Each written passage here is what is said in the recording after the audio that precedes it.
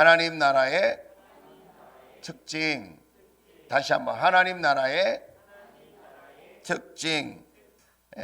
그리스라고 하는 나라가 민주주의가 먼저 꽃피웠던 나라이죠.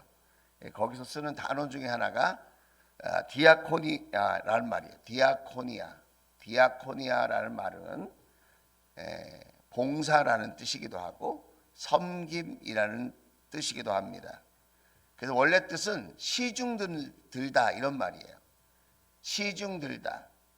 또 자신을 낮추어서 봉사하는 일, 그것을 디아코니아라고 그랬어요. 그런데 그 단어가 하나님을 믿는 기독교인들에게 어떤 의미로 사용되냐면 예수 그리스도와 교회를 위하여 자기 자신을 내어주는 일. 뭘 내어준다고요? 자기 자신을 내어주는 일, 그것을 디아코니아라고 했어요. 그래서 그걸 다른 말로 헌신이라고 해요. 헌신. 내 몸을 사용해서 예수님과 또 교회를 위해서, 또 자기 자신뿐만 아니라 이웃을 위해서 베풀고 섬기는 삶, 그것을 디아코니아라고 그래요. 사람마다 갖고 있는 것이 있어요. 공통적으로 사람마다 뭘 갖고 있냐면 시간을 갖고 있어요. 저도 여러분도 24시간이라고 하는 시간을 날마다 선물로 받아요. 뿐만 아니라 뭘 갖고 있느냐? 크든지 작든지 재물을 갖고 있어요. 재물, 물질을 갖고 있다는 거예요. 이 땅에 살고 있는 사람은 다 어느 정도의 물질을 사용하면서 살고 있어요. 뿐만 아니라 뭐를 갖고 있느냐? 몸을 갖고 있어요. 몸을. 그래서 누구든지 기본적으로 세 개를 갖고 있어요. 뭘 갖고 있다 그랬죠? 시간을 갖고 있고, 그 다음에 재물을 갖고 있고, 그 다음에 몸을 갖고 있다 그랬어요. 몸을 갖고 있다. 그래서 우리는 다 이렇게 세 가지를 갖고 있는데 이 세 가지를 갖고 살아가는 인생들이 다 달라요. 어떤 사람은 쾌락과 욕심을 위해서 그 세 가지를 사용해요. 어떤 사람은 자기 자신만을 위해서 그 세 가지를 사용해요. 그런데 또 어떤 사람들은 그 세 가지를 하나님과 이웃들을 위해서, 다른 사람을 위해서 그 세 가지를 사용한다는 것입니다. 여러분이 생각할 때는 어떤 인생이 가치가 있고 아름다운 인생일까요? 어떤 인생이 후회 없는 인생이 될까요? 뭐 말하지 않아도 여러분이 느끼실 것입니다. 우리 예수님은 원래 소속이 하나님 나라예요. 하나님 나라 소속이에요. 우리 예수님은. 그러니까 하나님 나라를 다른 말로 천국이라고 그래요. 천국. 여러분 천국 가고 싶어요? 아니면 천국 가고 싶지 않아요? 나는 천국 안 가고 싶다. 그런 사람은 주일학교 애들도 없어요. 다 천국 가고 싶어 해요. 난 지옥 갈 거야. 그런 사람 없습니다. 있다면 병원에 갔다 오셔야죠. 우리는 다 천국에 가고 싶어요. 그런데 그 천국의 특징, 그 천국에 가는 사람, 천국을 누리는 사람 특징이 있다는 거예요. 천국을 맛보고 사는 사람, 죽어서 천국 가는 것, 그것도 중요한 거지만 이 땅을 살면서 천국을 누리는 사람, 천국을 경험하는 사람이 있다는 거예요.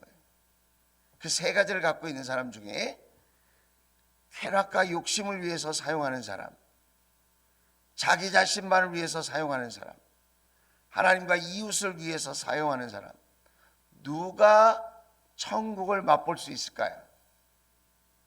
보기가 세 개잖아요. 아마 우리는 마음속으로 쉽게 대답할 수 있을 것입니다. 그런데 요즘 여러분의 인생도 그렇고 여러분 가족과 주변에 있는 사람들의 인생을 보면 공통적으로 하는 말이 있습니다. 그게 피곤하다는 겁니다. 피곤합니다. 이제는 좀 쉬고 싶습니다. 옛날처럼 열정이 안 납니다. 남는 게 없는 것 같아요. 이런 이야기들을 많이 합니다. 믿음이 없어서라기보다는 지쳐 있기 때문이고, 또 엄밀하게 말하면 신앙의 유익 그리고 섬김의 유익을 맛보지 못했기 때문에,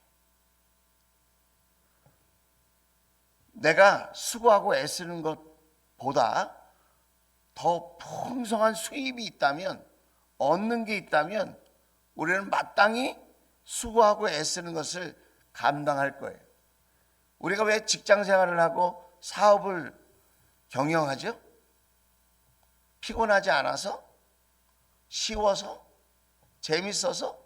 물론 그런 사람도 있을 수 있겠지만, 내가 수고하고 애씀으로 얻는 게 있기 때문에, 유익한 것이 있기 때문에 기꺼이 우리는 매일마다 출근을 하고 매일마다 힘들고 어려운 일들을 감당하게 되는 거죠. 신앙생활의 유익이 뭘까? 생각해 보신 적 있어요? 내가 이렇게 섬기고 봉사하는 것의 유익이 뭘까? 여러분, 그것을 곰곰이 따져보신 적이 있나요? 내가 애쓰고 수고하는 것, 인풋 했는데 아웃풋, 내가 주어지는 것, 나에게 얻게 되는 것, 그것이 얼마나 큰 것인가를 생각해 보신 적이 있으신가요? 오늘 마태복음 20장 28절 말씀은 마가복음 10장 45절에 이렇게 표현되어 있어요. 인자는 섬김을 받으러 온 것이 아니라 섬김을 섬기러 왔으며 많은 사람을 구원하기 위하여 치를 몸값으로 자기 목숨을 내주러 왔다 그랬습니다. 섬기는데 말로 섬기는 게 아니에요. 단순히 땀을 흘려서 섬기는 게 아니라 자기 목숨을 바쳐서 섬긴대요. 자, 그렇게 섬기면서 얻는 유익이 뭐라고 예수님이 말씀하고 계시죠? 많은 사람을 구원하기 위하여, 그거예요.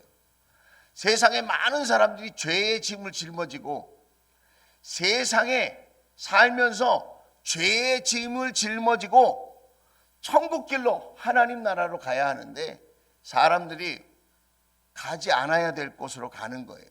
그것이 어느 곳이죠? 지옥길로 가는 거예요. 멸망의 길로 가는 거예요. 허무한 길로 가는 거예요. 두려움만 가득한 절망의 길로 가는 거예요. 예수님이 사랑하는 아들, 딸 같은 저와 여러분을 보시면서 그냥 잘못된 길로 가는 것을 두고 볼 수가 없어서 우리를 섬기려고, 디아코니아 하려고, 자기 자신을 내어주시려고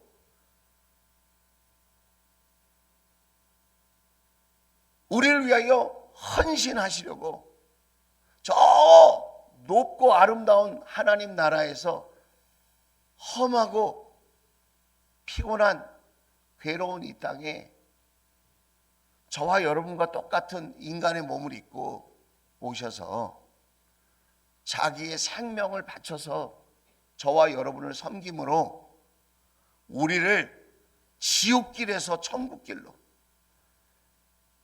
절망의 길에서 소망의 길로, 두려움의 길에서 평안의 길로 저와 여러분을 구원하신 줄로 믿습니다. 건져내 주신 줄로 믿습니다. 저와 여러분을 살게 하신 줄로 믿습니다. 저와 여러분에게 소망을 주신 줄로 믿습니다. 예수 그리스도의 그 섬김으로 저와 여러분이 살 길이 열렸다는 거예요.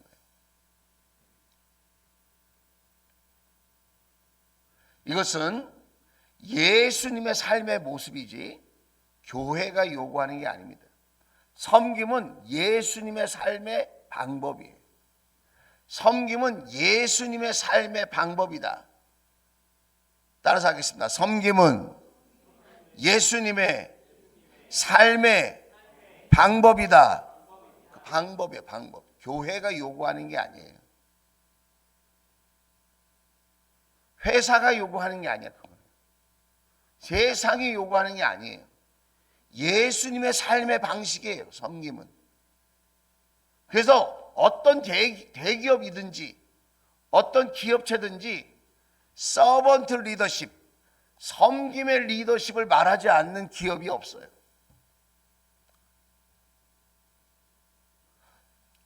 월급보다 못한 삶, 월급만큼 일하는 삶, 월급보다 더 애쓰고 수고하는 삶,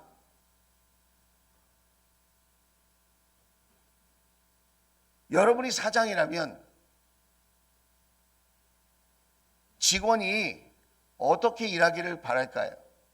월급보다 못한 삶, 월급만큼 사는 삶, 월급보다 더 가치 있게 수고하는 삶. 여러분이 사장님이야. 그럼 어떤 직원을 여러분이 앞으로 승진도 시키고 어떤 직원을 더 관심 있게 지켜보겠습니까? 예수님은 본인이 저와 여러분을 살리시려고 자기의 목숨까지 바쳐서 섬겨보신 분이시기 때문에 저와 여러분이 예수님의 사랑을 안다면 저와 여러분이 그저 돈만 바라보고 사는 인생이 되기를 원하지 않는다는 거예요. 악의 선순환이 아니라 믿음의 선순환, 주님의 사랑을 따르는 그런 삶의 방법으로 살기를 원하신다는 거예요. 그래서 섬김이 있는 신앙생활을 우리가 꿈꿀 때에 우리는 예수님을 닮아가는 놀라운 유익을 얻을 수 있게 되는 거예요. 우리가 섬김이 있는 신앙생활을 살 때 우리는 그리스도의 마음을 담게 되어지고 그리스도를 따르는 삶이 무엇인가를 알 수 있게 되어진다는 것입니다. 섬김은 예수님의 마음을 담게 합니다. 한번 따라서 합시다. 섬김은 예수 그리스도의 마음을 담게 합니다. 놀라운 것은 이것은 본성을 거스리는 거예요. 본성이 뭐죠? 우리는 다 대접받는 거예요. 내 마음대로 쉬고 노는 거예요. 내가 하고 싶으면 하고 하기 싫으면 안 하는 거예요. 그게 우리의 본성이에요. 그게 우리의 속마음이라는 거예요. 속마음. 그래서 우리가 무언가를 섬긴다라고 하면 본성을 거스리는 거예요. 그렇기 때문에 내 육체가, 내 육신이 끊임없이 아우성치는 거예요.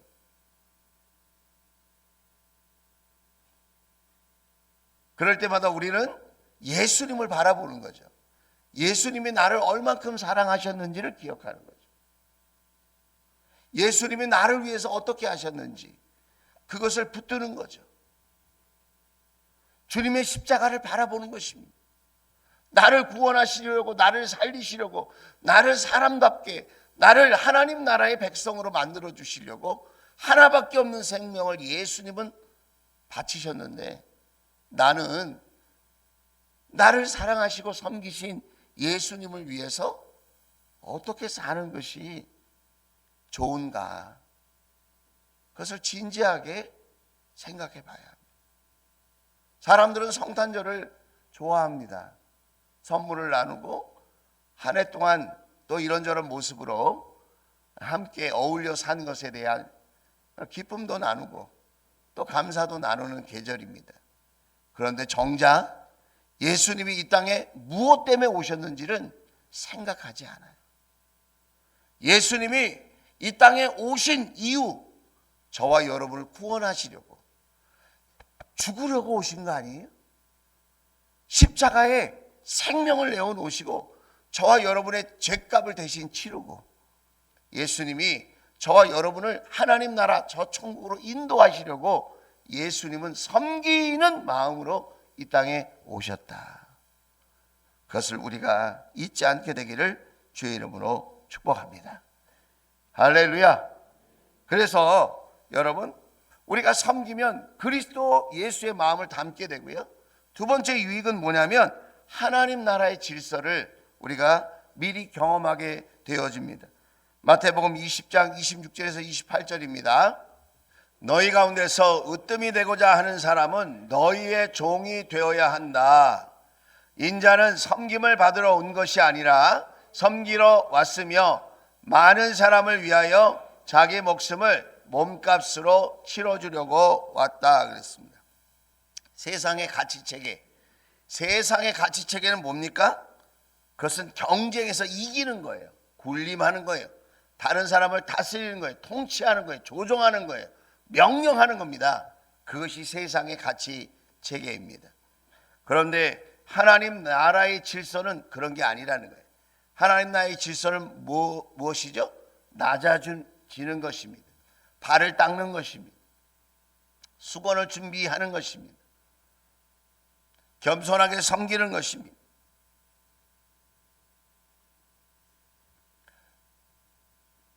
하나님 나라의 질서는 더 낮은 자리로 가는 것입니다. 더 섬김의 자리로 가는 것입니다.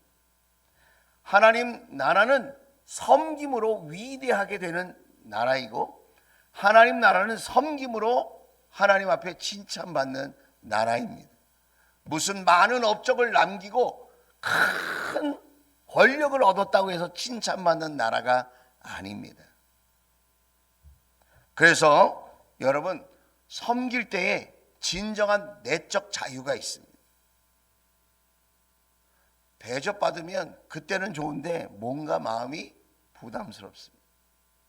그러나 내가 자발적으로 섬길 수 있다면, 내가 예수님 때문에 섬길 수 있다면 하나님이 부어주시는 평안과 또 하나님께서 누리게 하시는 진정한 자유가 내 마음속에 있다는 것입니다. 뿐만 아니라 섬기면 예수님을 닮게 하는데, 특별히 아까도 얘기했지만 빌립보서 2장 4절에서 8절 말씀입니다. 또한 여러분은 자기 일만 돌아보지 말고 서로 다른 사람들의 일도 돌보아 주십시오. 5절 여러분 안에 이 마음을 품으십시오. 그것은 곧 그리스도 예수의 마음이기도 합니다. 6절 7절 같이 읽겠습니다. 시작. 그는 하나님의 모습을 지니셨으나 하나님과 동등함을 당연하게 생각하지 않으시고, 7절 오히려 자기를 비워서 종의 모습을 취하시고 사람과 같이 되셨습니다. 그는 사람의 모양으로 나타나셨습니다. 이렇게 이야기하고 있습니다. 자기를 비운다, 이 말을 케노시스라고 그래요. 나를 비우는 거예요. 자기를 내려놓는 거예요. 자기의 본성을 내려놓는 거예요. 세상적인 가치를 내려놓는 것입니다.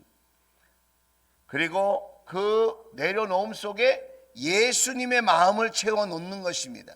자기를 비워서 종처럼 섬기려고 하는 그런 마음을 우리 마음속에 여러분 채워놓는 것입니다. 사람은 말합니다. 전도해야 됩니다. 기도해야 됩니다. 예배해야 됩니다. 맞는 말이죠. 그러나 여러분 섬기려고 하는 마음이 없다면 그 세 가지는 다 종교 행위에 불과한 것입니다. 내가 자기를 비워서 예수님처럼 종된 삶을, 섬기는 삶을 살아가려고 할 때 내 기도가 가치가 있는 것이고 또 내 예배가 의미가 있는 것이고 내가 전하는 복음이 여러분 능력이 되어지는 것입니다. 나는 섬기고 싶은 마음이 별로 없는데 복음을 전한다는 게 그게 타당한 것이겠습니까? 여러분, 나는 예수님을 닮아 섬기는 삶을 살려고 하지 않는데 내가 기도한다고 하는 것이 그것이 얼마나 하나님 들으실 때에 아름답게 또 인정받을 수 있겠습니까? 오늘 예수님의 마음은 자기를 비워서 종처럼 섬기는 그런 마음입니다. 신앙생활은 이론이나 어떤 가치 체계가 아닙니다. 신앙생활은 삶입니다. 삶. 저와 여러분의 삶에 이런 자기 비움의 섬김의 삶이 실현될 수 있기를 주의 이름으로 축복합니다. 여러분, 우리 가정을 한번 생각해 보십시오. 예, 우리가 다 사람이기 때문에 본성이 있잖아요. 그러니까 부부지간에도 부모 자식간에도 섬김을 받고 싶은 마음이 높아지잖아요. 나만 높아지면 되는데 같이 높아져, 가족들이. 그러면 어떤 일이 일어날까요? 싸움이라는 게 일어나죠. 다툼이라는 게 일어나는 거예요. 왜 내 맘대로 안 해줘? 왜 나 안 섬겨주니? 그것 때문에 싸우는 거예요. 나를 더 알아달라는 거예요.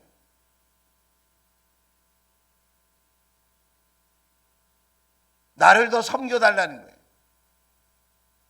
내가 이만큼 섬겼는데 넌 왜 이만큼 안 섬겨? 넌 양심도 없니? 그것 때문에 싸우는 거예요.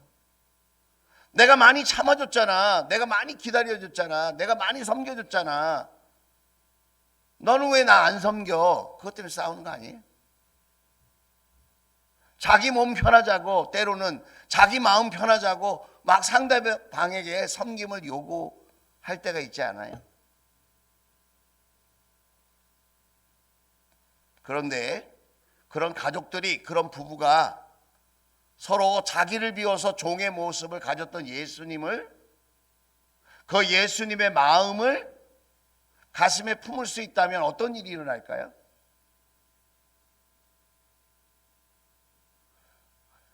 그런 본성이 내 안에서 막 솟구쳐 올라올 때, 내 욕심이, 내 의가, 내 육신에 속한 마음들이 막 활개를 칠 때, 그때 내가 자기를 비워서 종의 모습으로 이 땅에 오신 예수님을 우리가 마음속에 다시 한번 확인할 수 있다면, 여러분, 우리의 가정은 달라지지 않을까요?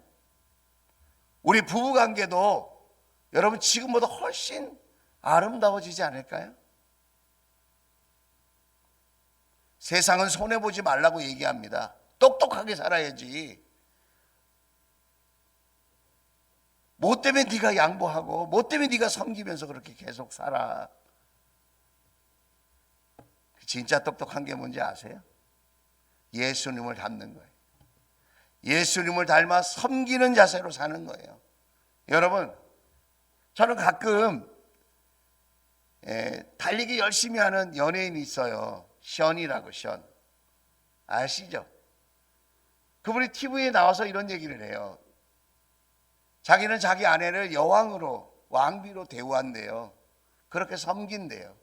한 번도 싸워본 적이 없대요. 그러니까 옆에 있는 패널들, 같이 참여한 사람들이 물어봅니다. 진짜예요? 한 번도 싸워본 적이 없어요? 이렇게 물어봐요. 그런데 그 사람이 그렇게 얘기를 해요. 난 싸워본 적이 없다.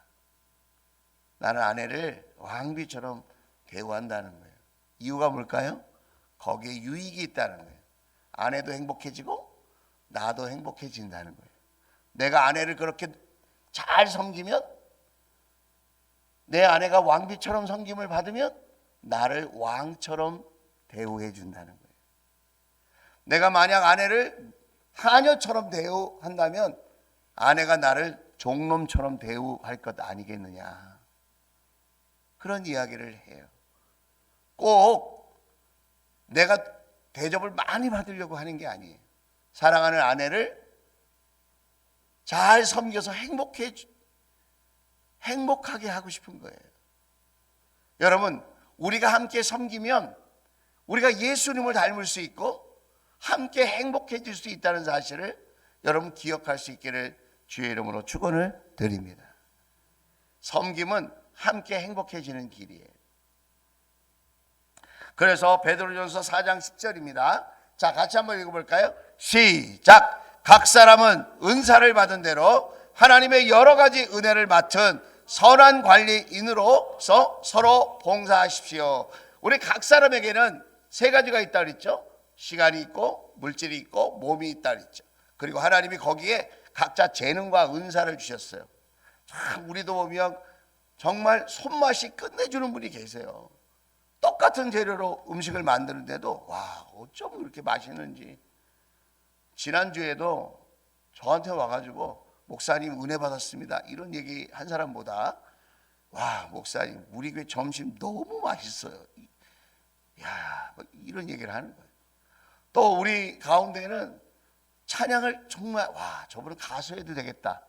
찬양을 너무 잘하시는 분이 계세요. 그래서 보면 그렇게 특별히 학원에서 배우지도 않았어요. 예.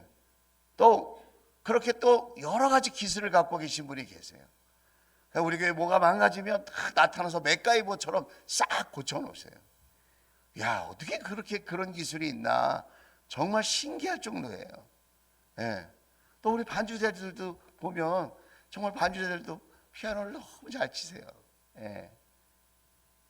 다 이루 자랑할 수가 없어요. 아이들과 함께 그렇게 또 아이들을 가르치는 모습을 보면 야, 교육학을 전공하셨나? 너무너무 우리 교회학교 선생님들이 정말 다양하게 아이들을 잘 섬기는 걸 보게 되어져요.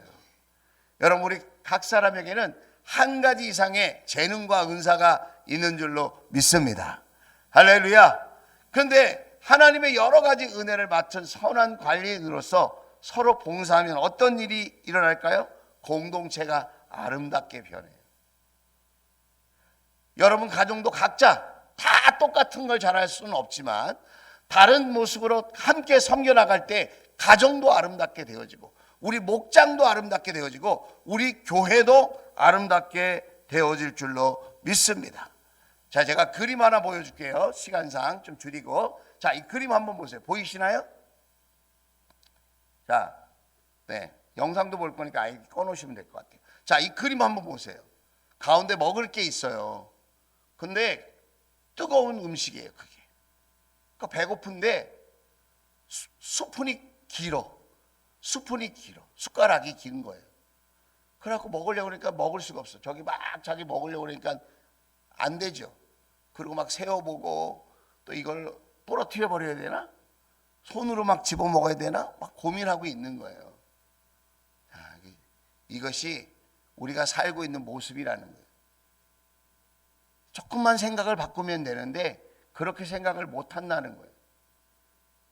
그저 무조건 자기 손에 든 숟가락으로 자기만 먹어야 된다고 생각하는 거예요. 자기가 갖고 있는 그 숟가락이라고 하는 도구, 그 도구가 뭐예요? 시간이에요, 몸이에요, 물질이에요. 그걸 자기 입에 넣어야 된다고 생각하는 거예요. 내가 갖고 있는 도구를 가지고 내가 아닌 다른 사람을 먼저 섬기라는 거예요. 지옥 같은 삶이 천국 같은 삶으로 바뀌는 거예요. 하나님 나라의 특징은 자기 만족에 있지 않아요. 천국을 누리는 사람의 특징은 그 마음속에 사랑으로 섬기려고 하는 마음이 있다는 거예요. 어떤 가정이든지 앞장서서 사랑으로 섬기는 사람이 있기 때문에 그 가정이 유지가 되는 거예요. 다 똑같이 섬기는 가정이기 때문에 행복한 게 아니라 누군가 그 가정을 위해서 먼저 희생하여 묵묵히 최선을 다해서 사랑으로 섬기는 분이 있기 때문에 그 가정이 깨어지지 않고 그 가정이 아름답게 세워지는 거예요. 우리 목장도 마찬가지입니다. 우리 교회도 마찬가지입니다. 누군가 더 사랑으로 섬기고 다른 사람을 먼저 배려하고 다른 사람에게 사랑의 숟가락을 먼저 내미는 분들이 계시기 때문에 교회가 교회다울 수 있고 예수님의 마음을 닮아갈 수 있고 아름다운 공동체를 세워갈 수 있게 되어지는 것입니다. 세상 사람들은 말합니다. 섬기는 건 너를 소모시키는 일이야. 섬기는 건 손해보는 일이야. 섬기는 건 피곤한 일이야. 그러면 예수님은 이 땅에 오시지 말았어야죠. 성경은 말합니다. 섬김은 예수님을 닮아가는 길이야. 섬김은 하나님 나라를 함께 누리게 하는 길이야. 섬김은 이웃과 내가 함께 복받는 길이야. 오늘 성경은 우리에게 그렇게 이야기하고 있다는 것입니다. 특별히 여러분 보세요. 우리 사랑하는 자녀들이 학교 교육을 통해서 무엇을 배우고 있습니까? 우리 사랑하는 자녀들이 학원을 다니면서 무엇을 배우고 있습니까? 더 높은 자리에, 더 멋진 사람, 더 능력 있는 사람, 더 실력 있는 사람이 되라. 그래야 네가 행복할걸? 이거를 배우고 있습니다. 그러나 정말 그렇습니까? 이 세상이 요구하는 사람은 그런 사람이 아닙니다. 요즘 대기업에서도 똑똑한 사람만 뽑는 게 아닙니다. 섬길 줄 아는 사람을 뽑습니다.